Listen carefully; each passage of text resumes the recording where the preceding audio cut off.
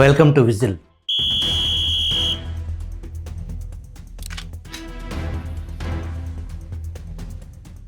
భారతదేశ వైద్య రంగంలో ఆసుపత్రులు నిజంగా వైద్యాలయాలేనా, కేవలం పెట్టుబడి పెట్టే ప్రాజెక్టుల్లా అనే ప్రశ్న ఇప్పుడు ఉత్పన్నమవుతుంది.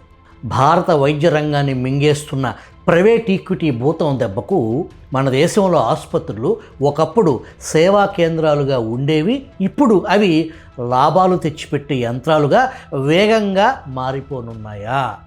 దేశంలో అగ్రశ్రేణి ఆసుపత్రుల్లో సగానికి పైగా ప్రైవేట్ ఈక్విటీ సంస్థల చేతుల్లోకి వెళ్ళిపోతున్నాయి. బ్లాక్ స్టోన్, కేకేఆర్, టీపీజీ, క్వాడ్రియా, టెమ్సెక్ వంటి అంతర్జాతీయ పెట్టుబడి దిగ్గజాలు కోట్లాది భారతీయుల ప్రాణాలతో సంబంధం ఉన్న ఆసుపత్రులను స్టాక్ మార్కెట్ ఆస్తుల్లాగా చూస్తున్నాయి. ఇది సాధారణ ప్రైవేటీకరణ కాదు, ఇది భారతీయుడి జీవితం మరణం తాలూకు ఫినాన్షియలైజేషన్. ఇది వైద్యం కాదు, ఇది ఇప్పుడు రిటర్న్ ఆన్ ఇన్వెస్ట్మెంట్ ఆటగా మారిపోతుంది. సాధారణంగా ప్రైవేట్ ఈక్విటీ సంస్థలు అసలు లక్ష్యం ఎలా ఉంటుంది?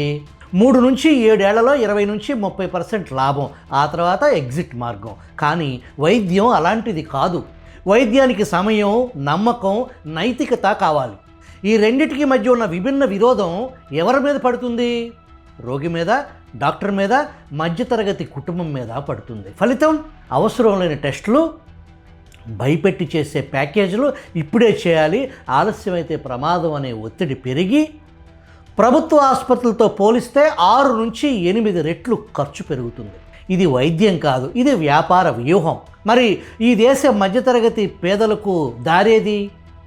మన దేశంలో 60 నుంచి 70% ప్రజలు వారి జేబు నుంచే వైద్య ఖర్చులు చేస్తున్నారు. ఒక్క ఆపరేషన్ కోసం భూములు అమ్ముకుంటున్నారు, అప్పులు చేస్తున్నారు, జీవితకాలం పొదుపంతా కరిగిపోతుంది. ఇప్పుడు టాప్ హాస్పిటల్స్ అన్నీ ప్రైవేట్ ఈక్విటీ చేతుల్లోకి వెళ్తే సామాన్యుడికి నాణ్యమైన వైద్యం ఎక్కడ అందుతుంది? ప్రభుత్వ ఆసుపత్రులు ఇప్పటికే డాక్టర్ల కొరతతో, బెడ్లు లేక, అత్యవసర మందులు లేక నిర్వీర్యం దశకు చేరుతున్నాయి. ఈ ఒత్తిడి అంతా పేద మధ్యతరగతి మీదే పడుతుంది. గ్రామీణ భారత్ ఆరోగ్యం ప్రైవేట్ ఈక్విటీకి లాభాలు పండించదు కాబట్టి వాళ్ళు పట్టించుకోరు. ప్రైవేట్ ఈక్విటీ పెట్టుబడులు వెళ్ళేది నగరాలకు మాత్రమే. క్యాన్సర్, కార్డియాలజీ, ఆర్థో వంటి హై మార్జిన్ విభాగాల్లో మాత్రమే పెట్టుబడులు పెడతారు. గ్రామీణ వైద్యం, మానసిక ఆరోగ్యం, ప్రివెంటివ్ కేర్ ఇవి లాభాలు పండించవు, కురిపించవు కాబట్టి పక్కన పడేస్తారు. అంటే గ్రామీణ భారతాన్ని నెమ్మదిగా వైద్య రంగంలో అనాథగా మార్చడం అన్నమాట. అంతేకాదు, నాణ్యత, నైతికత రెండు ప్రమాదంలో పడేసి లాభాల కోసం వెంపర్లాడితే ఏమవుతుంది? లాభాలు అవసరమే, కానీ లాభాలే లక్ష్యంగా పనిచేస్తే ఖర్చు తగ్గించేందుకు సిబ్బందిపై కోతలు, డాక్టర్లపై టార్గెట్ ఒత్తిడి పెరుగుతుంది. అప్పులతో నిండిన ఆసుపత్రుల్లో భద్రతా ప్రమాణాల కోత, ప్రైవేట్ ఈక్విటీ టేక్ఓవర్ తర్వాత కాంప్లికేషన్లు పెరుగుతాయి, రోగి భద్రత తగ్గుతుంది. కానీ బయటకు మాత్రం 5 స్టార్ హాస్పిటల్. ఈ దశలో డాక్టర్ ఒక వైద్యుడు కాదు, సేల్స్ ఎగ్జిక్యూటివ్గా మారిన పరిస్థితి ఊహించండి. ఇది వైద్య రంగానికి నైతిక మరణ శాసనం.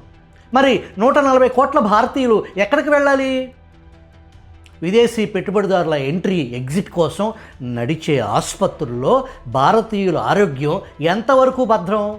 లాభాలు వచ్చిన వాళ్ళు వెళ్ళిపోతారు, మేనేజ్మెంటు మారిపోతుంది, మరి బాధ్యత మాత్రం ఎవరిది అనే ప్రశ్న. డాక్టర్ల మీద నిందలు, రోగి మీద అప్పులు, కుటుంబాల్లో విషాదం మిగులుతుంది. ఇది ఐడియాలజీ కాదు, ఇది భారతీయుడి నిత్య జీవన సమస్యగా మారుతుంది. అత్యవసరంగా కావాల్సింది ప్రభుత్వ ఆసుపత్రులు, ప్రభుత్వ మెడికల్ కాలేజీలపై భారీ పెట్టుబడి, వైద్య రంగంలో ప్రైవేట్ ఈక్విటీపై కఠిన నియంత్రణ తక్షణ అవసరం. ఆయుష్మాన్ భారత్, ఆరోగ్యశ్రీ పథకం అరాచకం, ప్రైవేట్ ఆసుపత్రులకు ప్రభుత్వాలు చెల్లించాల్సిన వేల కోట్ల బకాయిలు, రాజకీయ నాయకుల లోపభూయిష్ట పథకాల నిర్ణయాలకు బలైపోతున్న ప్రజలు వాస్తవాలతో వచ్చే ఎపిసోడ్లో సవివరంగా తెలుసుకుందాం. ఈరోజు మనం మాట్లాడకపోతే మన మౌనం ఖరీదైన ప్రభుత్వాల అసమర్థ ఖర్చులో జమైపోతుంది. వైద్యం పూర్తిగా ప్రైవేట్ మార్కెట్ చేతుల్లోకి వెళ్ళిపోతే దాని మూల్యం సమాజం మొత్తం చెల్లించాల్సి ఉంటుంది. వైద్యం వ్యాపారం కాదు, ప్రజా అవసరం. ఆసుపత్రులు సాధారణ పెట్టుబడి ఆస్తులు కావు, అవి ప్రజల ప్రాణాలతో ముడిపడ్డ వ్యవస్థలు. లాభం అవసరమే, కానీ లాభమే లక్ష్యమైతే వైద్యం తన అసలైన మూల ఉద్దేశాన్ని కోల్పోతుంది.